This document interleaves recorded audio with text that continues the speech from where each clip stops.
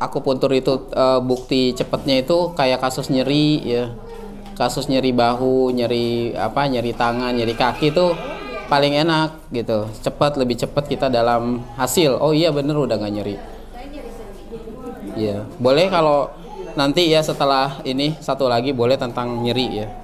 Itu insya Allah akan lebih kelihatan hasilnya dibandingkan dengan kalau penyakit organ dalam. Karena kita tahu kan penyakit organ dalam kan dia penyakit yang berproses ya, datang nggak tiba-tiba, biasa datang perlu waktu, dan dalam penyembuhan juga dia biasanya nggak cepet ya gitu. Tapi kalau nyeri biasanya cepet dengan akupuntur. Ya silakan, kalau mau praktek dulu juga nggak apa-apa, silakan boleh. Ya siap. Keluhannya? Keluhan yang dirasain apa selain sedikit baal di sini. Hah? Sering baal. Ya. Kesemutan. Ya, kesemutan. Kesemutan di daerah sini terus. Ya, kalau kesemutan itu kan berarti darah ya. Darah itu tidak cukup sehingga tidak menutrisi kaki ya. Tapi kalau baal biasanya selain dia darahnya kurang, juga di situ ada kelembapan yang menghalang-halangi sehingga sensasi rasa itu juga terganggu gitu. Jadi kalau kesemutan saja itu biasanya dari defisiensi darah, kemudian tapi kalau misalnya disertai dengan baal atau mati rasa itu sistem sensor rasa sensor indera ininya, indera yang terkait dengan sentuhan juga terganggu oleh adanya kelembapan. Jadi biasa dua itu faktornya dari kelembapan dan kurang darah. Nah biasanya itu terkait dengan masalah pada limpa ya, organnya limpa. Nah sekarang kita lihat nih Bapak lidahnya seperti apa. Ini Pak, hadapin ke depan Pak. Melet. Iya, agak tegak Pak. Ya. Nah ini kalau kita lihat lidahnya ada sedikit tapak gigi, kemudian kalau kita lihat juga lidahnya tebal ya, lidahnya tebal. Iya tebal, lebih ke tebal Pak. Dia kalau udah Pak tutup lagi Pak. Ya. Dan kalau kita lihat itu ujung bagian depannya lebih merah ya dibandingkan dengan bagian belakangnya. Kemungkinan kalau kayak begitu kita berpikir bahwa di bagian atas itu lebih panas. Nah biasanya kita nanya, Pak sering merasa haus apa enggak gitu. Kalau lagi darahnya naik 500 sering haus. Haus. Iya haus terus, banyak buang air kecil terus bolak-balik malam. Nah, jadi kalau di dalam TSM itu diabetes atau Schalke itu dia ada 3 tahap ya. Biasanya pertama itu panas di ciau atas, banyak haus, kemudian dia akan turun ke panas di ciau tengah, itu di lambung. Biasanya akan banyak makan. Kemudian nanti kalau udah turun ke bawah dia jadi dingin di ciau bawah. Jadinya dia nanti suka BAK gitu. Berarti 3 organ juga. Dan di dalam di dalam terapi kita harus sedikit-sedikit tuh ngebalikin kondisinya seperti semulanya, step by step gitu, nggak bisa langsung. Makanya kalau penyakit-penyakit pada kasus-kasus yang seperti ini itu terapi itu bisa sampai 8 sampai 10 kali gitu. Tapi kalau misalnya mau dicoba, keluhan yang paling dirasain sekarang, keluhan yang paling mengganggu itu apa? Ini sering kesemutan. Sekarang Kaki ya. Ya berarti kan ada, tadi kan saya bilang kalau kesemutan kan kurang darah dan ada penyebab kan adanya kelembapan. Nah pertanyaannya, kalau kurang darah itu bisa kita isi dalam waktu singkat nggak? Nggak ya, berarti kita perlu proses. Terus salah satu cara yang bisa kita lakukan adalah untuk melancarkannya ya kan? Ya, berarti kita harus tarik itu darah ke bagian yang kosong gitu. Nah Bapak Ibu nanti bisa gunakan titik-titik pada area kaki ya untuk menarik darah dan qi itu supaya mengalir ke area tersebut, karena kan ketika ditusuk jarum itu qi dan darah akan mengalir ke titik ditusuk gitu. Nah hati-hati kalau pada pasien diabetes tertentu yang telah terjadi ada gangren dan lain-lain, itu memang harus hati-hati penusukan di area sekitar daripada yang sakit. Sterilisasi penting ya, kemudian juga kalau bisa mengambil titik jauh ya lebih baik kita menggunakan titik yang jauh. Nah berarti rencana terapinya sekarang kira-kira apa? Kan tadi kan ada panas ya di ada panas ya, jadinya sering haus.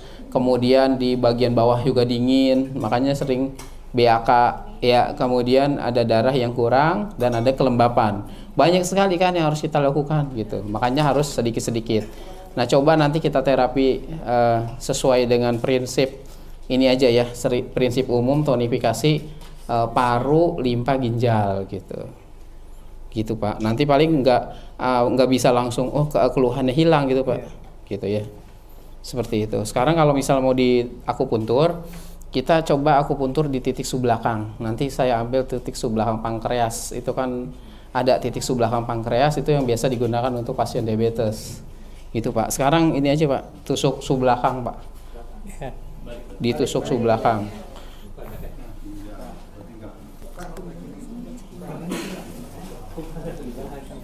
Masih dibuka Pak? Iya. Iya. Banyak ini Pak, kita ada 4 titik subbelakang, subbelakang paru, subbelakang pankreas, subbelakang limpa, sama subbelakang ginjal. Nah, untuk menusuk titik subbelakang itu patokannya ini ya, bagian dalam dari skapula, bagian dalam skapula ini dari tulang tengah ini ya, vertebra ini, tulang vertebra sampai ke bagian dalam skapula ini 3 cun. Nah kan meridian BL yang akan kita tusuk itu 1,5 cun kan dari meridian atau tulang belakang. Jadi nanti caranya kita dari sini ke sini kita seperti ini, lalu kita bagi 2. Jadi bukan 1,5 cun begini gitu, tapi 1,5 cun secara proporsional. Kita bagi 2 dulu, kita bagi begini ya, tandain. Baru dari sini kita bagi 2 gitu. Nah ini kita steril.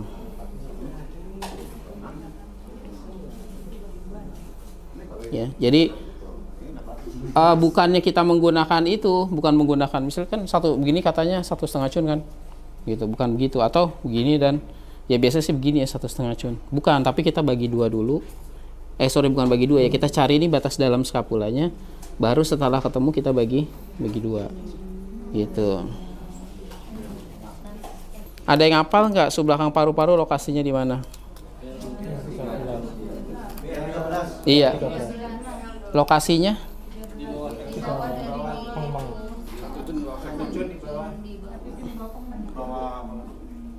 Jadi panduan titik pada subbelakang itu berdasarkan ruas tulang. Ya, jadi titik BL13 itu adalah di bawah daripada torakal yang T3 gitu. Nah kita cari mulai dari sini nih, mulai dari C7 ya. Ini C7, ini agak susah nyarinya nih. Sorry ya Pak ya. 7 1 2 3. Perlu pulpen nih untuk penanda. Jangan spidolnya itu tanpa nggak hilang. Tar. Sorry Pak. Di rumah mau di itu. Nah ini kan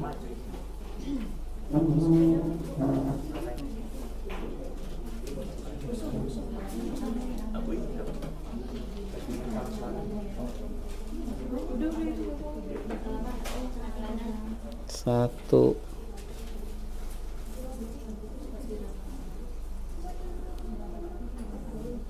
dua,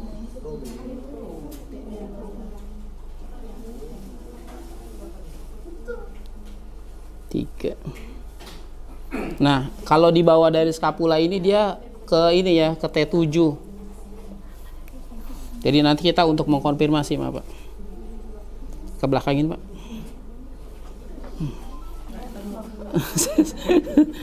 Nah sini. Iya, nggak ketemu. Kita harus agak lakukan sedikit penekanan. Ini mungkin 7.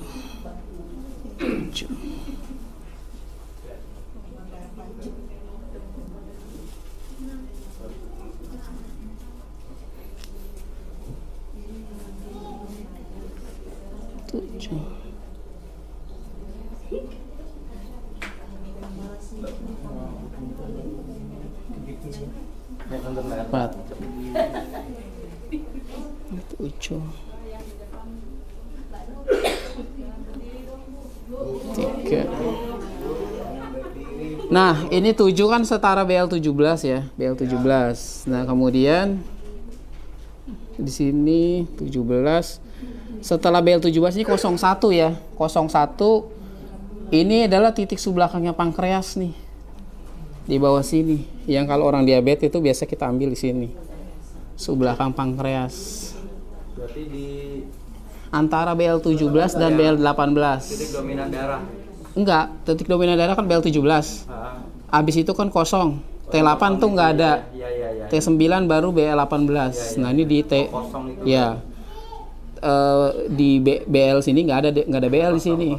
Langsung loncat kan 2. Nah, ini adalah titik subbelakang pankreas. Jalur sama BL atau masuk sama meridian BL, tapi bukan meridian BL.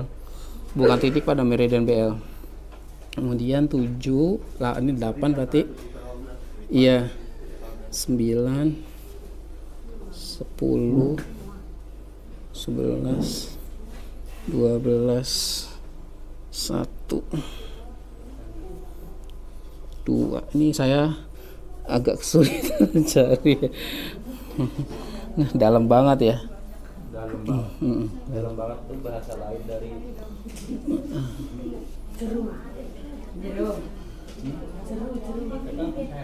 yang 2 1 23 22 20 21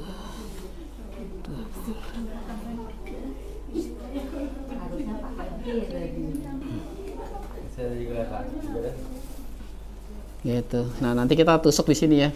Di 3 ke 7 ini subbelakang subbelakang pankreas, kemudian di limpa, kemudian sama ginjal.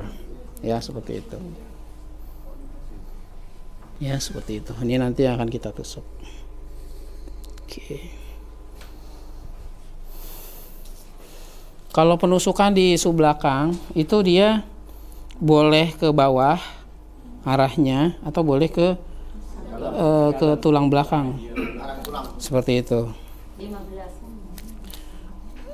Untuk penusukan pada area dada yang ada tulang iganya itu kalau bisa harus menggunakan teknik lebih itu ya, lebih menyusur. Dan jangan lupa gunakan jarum yang 1 cun aja.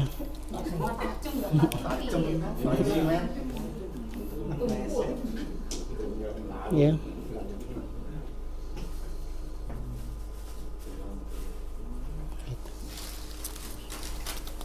Nampak jarum dari sini. Nggak kelihatan. Kan udah pernah lihat juga.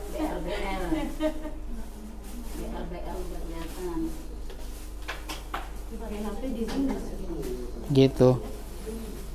Sebenarnya iya, ini pakai 1 cun aja. Tapi ini yang di bawah di bawah nanti harus pakai 1,5 cun nih. Ini nggak cukup ya?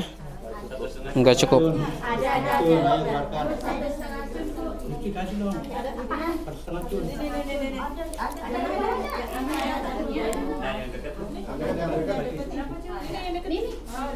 Nah, ini yang di bawah kita ngikutin ke atas ya, ngikutin ke atas, turun sini. Oh, ternyata di sini. Nah, kita bagi 2, kira-kira di sini. Pankreas itu ya? Iya, subbelakang pankreas. Oh, sakit Pak, sorry.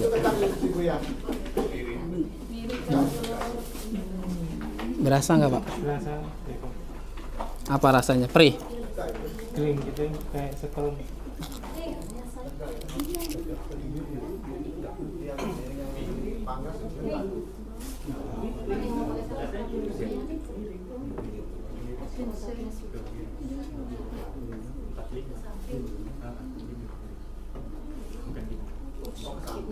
Enggak sakit. Nah, 1,5 cun jarum. Nah, ini baru 1,5. Udah melewati batas daripada rongga dada. Ya. Kalau udah ngelewatin batas rongga dada, itu kita bisa pakai jarum 1,5. Dan agak lebih tegak. Oh, ini 2 ini.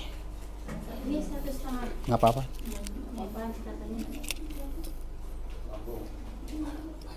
Ya.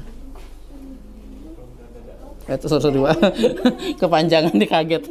Belum ketusuk Pak, baru kena ujungnya doang. Iya. Iya. Agak susah kalau ini. Sorry Pak. Enggak, miring juga. Tapi kemiringannya lebih itu. Enggak, ini masih banyak kok. Masuk sekitar 1,5. Oh, sorry. Iya, tadi kemasukan apa ke dalaman. Oke, kemudian sorry karena itu. Oke. Bisa dilihat dari sini tuh.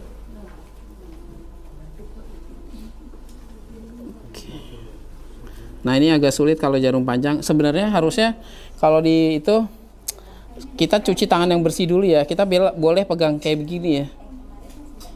Kalau apa? Kalau di dalam praktek itu kita setiap mau tusuk jarum itu cuci tangan yang bersih.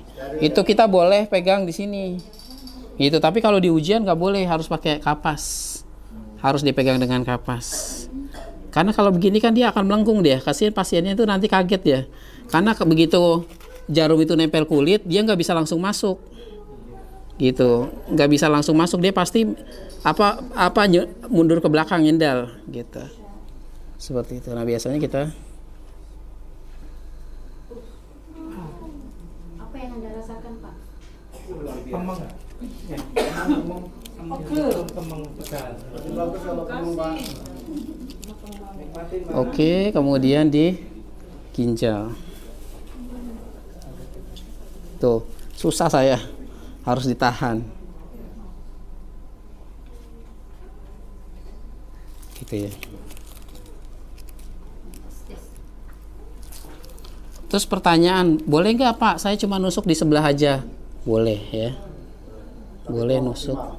Hah? Kalau di sebelah belakang boleh nggak apa-apa. Aduh.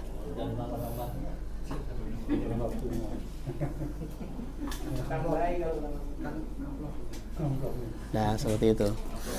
Nah, untuk manipulasi ya, manipulasi manipulasi tonifikasi itu cuman kayak gini aja ya. Putar gini. 1 2 3 balik gitu. 1 2 3 balik. Gitu. Jangan diputar terus ke arah sana.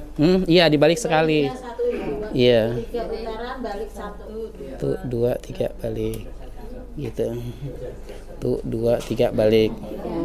Tapi kalau yang sedasi itu kan begini dia. Nih, biasanya begini megangnya, putar gini. Gitu, terus ditarik dikit, tusuk dikit. Gitu, itu sedasi. Biasanya. Lebih banyak dia. Putarannya biasa 5 balik 1, 5 balik 1, tapi cepat. Dan biasa diangkat dikit, tusuk baru diputar. Angkat dikit, tusuk baru diputar, itu sedasi. Yang nggak boleh dilakukan di LI4, SP6, kemudian GB21 pada ibu hamil ya, bisa terjadi kontraksi atau apa namanya memacu proses persalinan.